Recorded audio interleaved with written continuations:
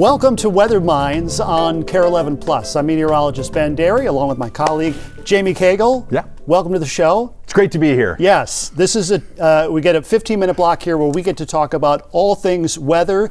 We try to keep it local, but there are some national topics we get to talk about as well. We're going to discuss certain weather topics, what happened this week in weather, and what we expect to see happen in the days and weeks to come. And we'll probably keep it pretty loose. Yes, more than likely. More than likely. Yeah, so one thing I thought was really neat was in the KARE 11 backyard, we saw a transformation, right? We've had the Christmas decorations up for way too long, and you can see in this time-lapse loop, we actually transitioned from the, the old dried out garland that was probably a fire hazard into more of a spring-like look. The winter tinder has been removed.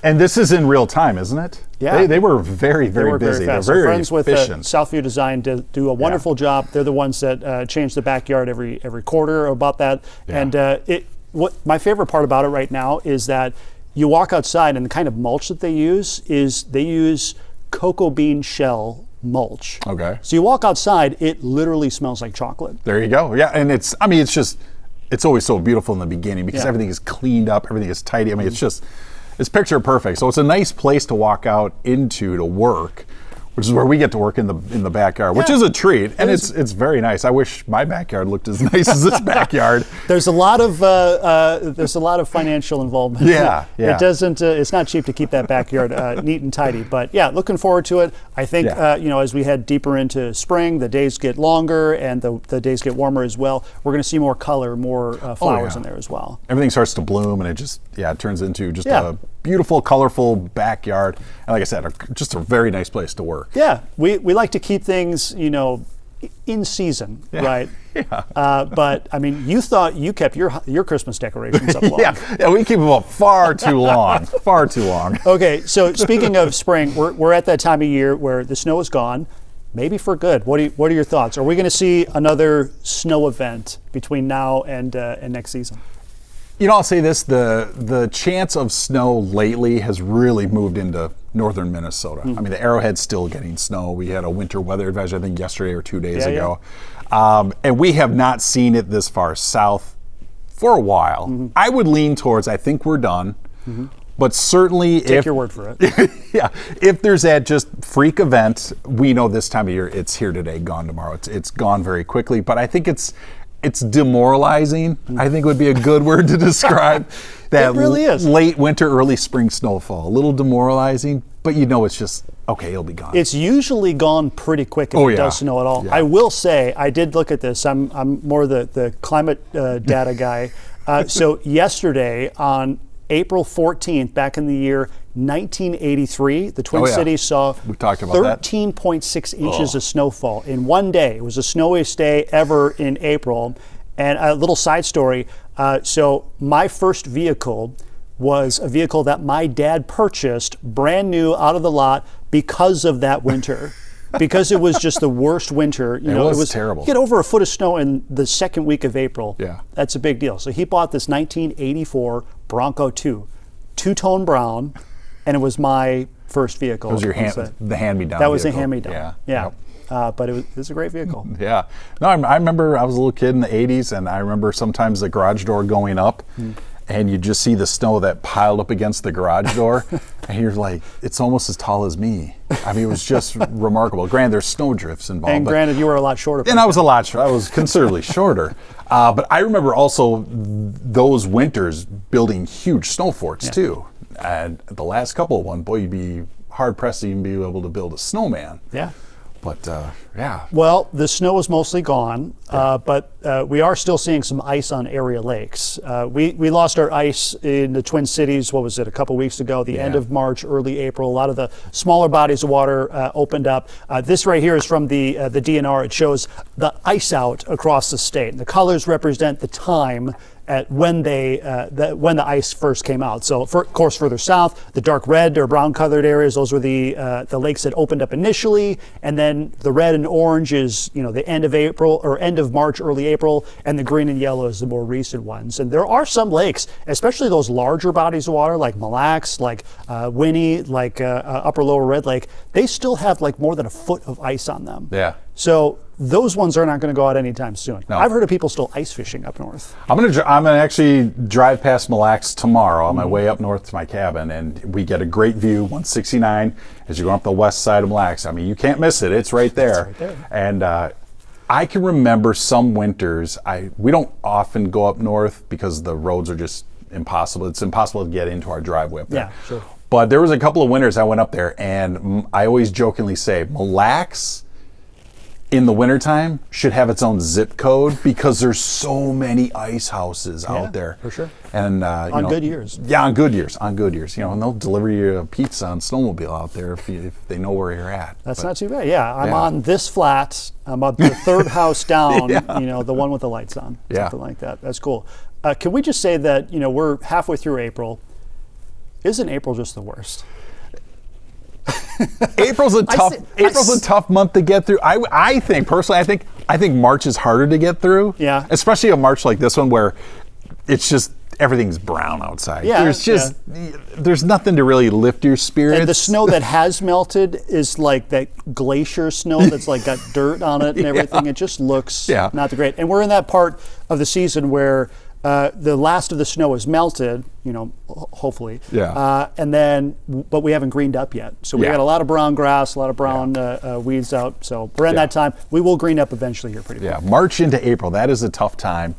So anxious for spring, so anxious to green up, and it just seems like every day goes by, you're like, come on. And you were mentioning the temperature of the Great Lakes is still pretty chilly as well. Yeah, it's warming in the southern portion of Lake Michigan down towards Chicago, Lake Erie towards Cleveland. It looked like it was like low to mid 40s for surface temperatures, and of course Lake Superior is still just bright blue, barely above freezing. Yeah. It'll probably be that way. You have experience probably until June, maybe July. Oh man, you talk about Mille Lacs having its own zip code. Like Lake Superior makes its own weather. So even in mid to late June, if the wind is off the lake, it can be 30, 40, 50 degrees colder near the lake than up on top of the hill. It's just a remarkable thing. And we're also at that time of year where we're going to start to see more severe weather happening as well.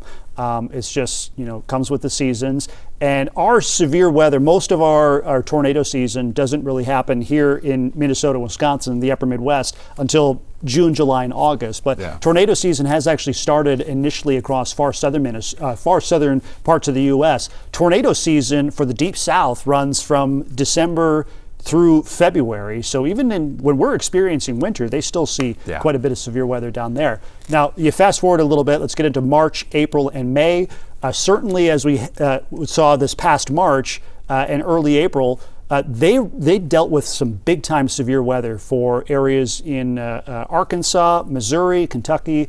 They all saw 3-4 days in a row where they were just under the gun of seeing bad stuff. And we've seen seasons pass where we'll talk about this here in a little bit, but we talk about those severe weather days and what we're expecting. There's times where their day 1, 2, and 3 outlooks all bullseyes right through the middle of the country, from there. The Storm Prediction Center, they say like this front is not going anywhere anytime soon, and the setup is there for continuous bouts of severe Eventually, weather. it all moves north as we warm from south to north as it warms. Here comes your severe weather season. Yeah, and that's why you see where the greatest chance for tornadoes. That area shifts from, say, the Deep South, Dixie Alley, if you will, to the traditional Tornado Alley, you know, in the middle of the country, and then further deeper into the season for us is because you're looking at the boundary, right? These storms, they fire off of these fronts, these boundaries between air masses. So you have that the fleeting winter cold that's bumping into the warmer temperatures, like the warming. The days are getting longer, we're getting some more moisture, and wherever those two areas meet is where we tend to see storms.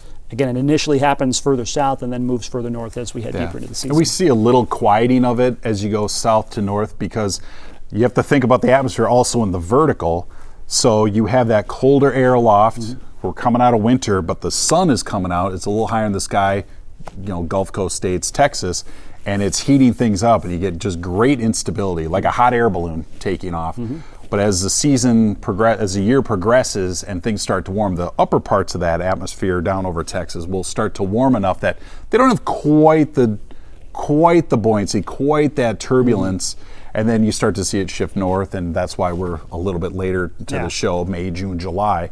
and we can still have that cold air aloft and heat things up at the surface and So really it's like get things going. the ground warms up faster than the Yeah. mid levels of the atmosphere. So you can imagine, having a beach ball in a pool. You Yeah. take that beach ball and hold it underwater. That's that buoyancy. Where if Let you it were to go let and it go, release it, that's the thunderstorms Yep. breaking through and reaching the heavens. And that's how we go from big thunderstorms or tornado outbreaks into, you get into later summer, you still get the thunderstorms, but you're not seeing quite the devastation. And then finally, when it just really starts to balance out, you get into fall, and that's just a dreary gray day with all day rain kind of thing. You just, you lose a lot of that turbulence. Yeah, in it's the more of a storm. stable environment, Yeah. right? Where you have a little Everything's piece pretty of, low to the ground. yeah, too. a little piece of air, like an air parcel. If you let it go in an unstable environment, that thing would just shoot way up high in the sky. But more of a stable environment, it would either rise slowly or even sink. So you have those days in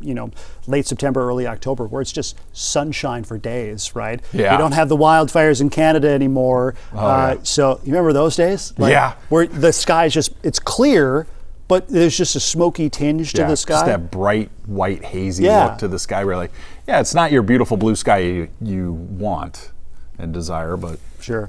Okay, so Thursday, we have a chance for some thunderstorms. It looks like Thursday, especially far southern Minnesota and into Iowa. You can see here a marginal risk for severe weather across southern Minnesota. That's a 1 out of 5 on the scale of severity, as well as a slight risk for severe weather across Iowa. So this is our next round for storms. We might see a couple of thunderstorms roll through the Twin Cities. Best chance for rain, it looks like the second half of the day. Maybe an isolated storm in the morning as that warmer air is lifting northward, but it looks like this. If you have outdoor plans Thursday afternoon and evening, it does look a little bit a chance for storms. Let's pull up actually the 7-day, and we'll actually show you that there are additional chances for rain in the forecast, specifically on Easter Sunday. But Jimmy, there still is some questions about this forecast, right? yeah, and that certainly goes with any 7-day forecast. When you get 5, 6, 7 days out, there's always going to be that give and take. There's a little back and forth within the forecast models, and we tend to paint with a kind of a broader stroke there. Those 5, 6, 7 days out, 2 days out, 3 days out, we get you can feel the confidence in the forecast, the data, you feel stronger about it. So we can start to time out showers and thunderstorms there for Thursday. But when we're looking at Sunday, even now, you and I were looking at the data earlier today, and there's still a lot of uncertainty. There is. When you take a look at the forecast models and they give you an idea of what's happening, they can have 2 entirely different opinions, if you will, or 2 different scenarios playing out, and we see this all the time. But as time goes on, you get closer to that day, you expect to see things come together a little bit better, and that's when you start to kind of fine-tune that forecast. But Sunday night into Monday right now, Could be pretty wet. it could be pretty wet, and if you looked at another model, it could be pretty dry, quite honestly. Yeah. Leaning towards the wetter side of things. Real quick, you had a cool experience. You had a school talk where you actually went up to, what was it, Weaver Elementary School today? Weaver Lake Tell us about Elementary. it. Maple Grove, I was there last year. They had me back today. These are the 2nd graders. They were a great group. A lot of fun. I try to cater to the curriculum. So we asked the teachers, what have you been talking about? Maybe what did the students have a little tough time with? They really couldn't wrap their heads around this or that. And sometimes the textbooks, it's a little tough. I mean, we explain weather, but that's what we've been studying. So you kind of focus on that. You got some videos or pictures to show. You make it fun for the kids, and they really enjoy it as well. A lot of Q&A, and they love that. Guess what? We're out of time. We're out of time. We can't talk about yours? Well, I had one too. Belinda had one. We're all doing school talks all the time. Thanks for joining us for KARE 11 Weather Minds on KARE 11 Plus. We'll be back next week to talk more weekly weather topics.